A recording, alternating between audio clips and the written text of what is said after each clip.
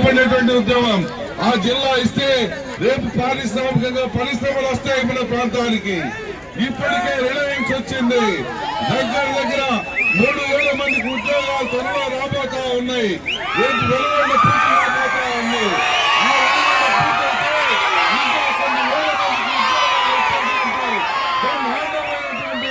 కంపెనీలు మన మార్కాపురం తీసుకొస్తానని చెప్పి మీ అందరికీ మాటిస్తా ఉన్నా.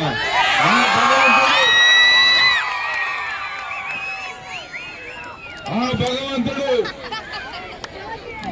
నాకు 10 సంవత్సరాలు బతికే ఛాన్స్ ఇస్తే మీకోసం